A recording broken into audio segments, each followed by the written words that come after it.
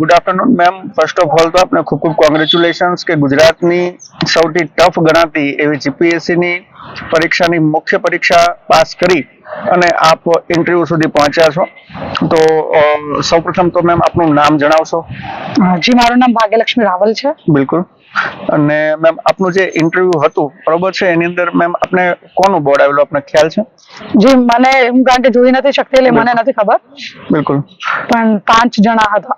Okay ma'am, આપને જે ઇન્ટરવ્યુમાં જે પ્રશ્નો પૂછ્યા હતા એ પ્રશ્નો મોટા ભાગે કેવા હતા? કરંટ બેઝ વધારે પ્રશ્નો હતા કે ઓવરઓલ પર્સનાલિટી બેઝ વધારે પ્રશ્નો હતા?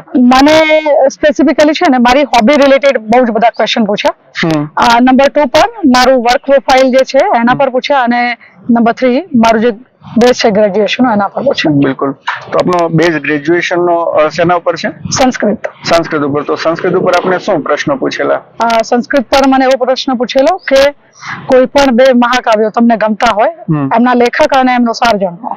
બિલકુલ. એ પ્રશ્ન અને એની પછી આપનું જે અત્યારે જોબ પ્રોફાઇલ છે એ શું છે? હાલ હું જુનિયર ક્લર્ક તરીકે કામ કરું છું. બિલકુલ. તો એના સંદર્ભમાં શું પ્રશ્ન પૂછ્યા હતા આપને? એમાં મને પૂછેલું કે જુનિયર ક્લર્ક તરીકે તમારે શું કામ કરવાનું હોય, દિવ્યાંગ છો તો કેવી રીતે કરી શકો. પછી એક બે ક્વેશ્ચન દિવ્યાંગતાને લઈને પણ હતા. બિલકુલ. અને એની પછી તમને કોઈ કરંટ અફેર્સ રિલેટેડ કોઈ પ્રશ્નો પૂછ્યા હોય કે ઇન્ટરનેશનલ રિલેશન સંદર્ભમાં અથવા ઇકોનોમી સંદર્ભમાં કોઈ પ્રશ્ન? આઈઆર રિલેટેડ કોઈ ક્વેશ્ચન હતો.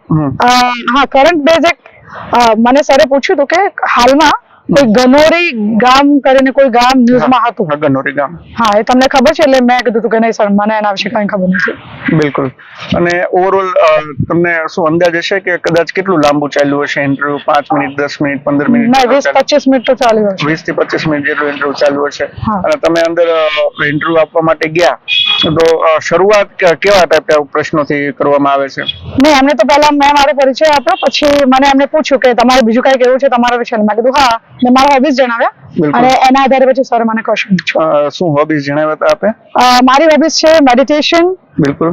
વૃક્ષોને પાણી પાવું, એમનું જતન કરવું અને પંખીઓને ચણ નાખવું. બરાબર. તો એના સંદર્ભમાં શું પ્રશ્નો પૂછ્યા? એમાં તો બહુ જ ડીપમાં પૂછેલા સર. હા, કારણ કે તો મને એવું લાગે છે કે હસમુખ પટેલ સરનું બોર્ડ હશે તમારે, કારણ કે એમને પણ આના વિશે વધારે રસ છે.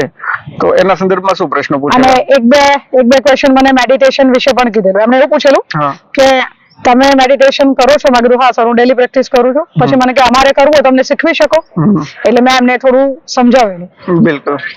અને મને કે તમે વિપස්සનામાં ગયેલા છો કદી? મેં કીધું હા સર. મને કે ક્યાં ગયેલા છો? મેં કીધું બાડા.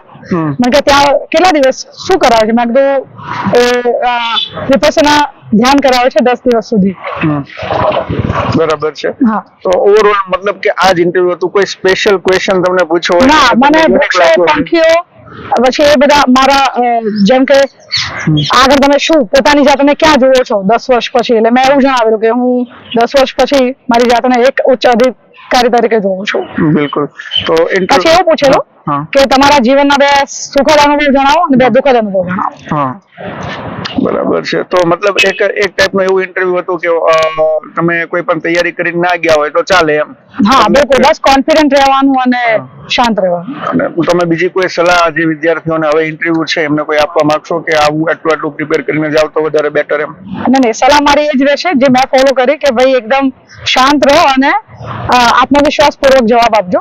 બીજા કશાની ત્યાં જરૂર નથી હોતી. બિલકુલ. અમને પણ તમારી સાથે અત્યારે વાત કરીને આત્મવિશ્વાસ તમારી અંદર જે ભરપૂર છે એનું દર્શન થઈ રહ્યું છે. તો થેન્ક યુ વેરી મચ અમારી સાથે વાત કરવા માટે. ખૂબ ખૂબ આભાર આપનો. ધન્યવાદ. Thank you very much.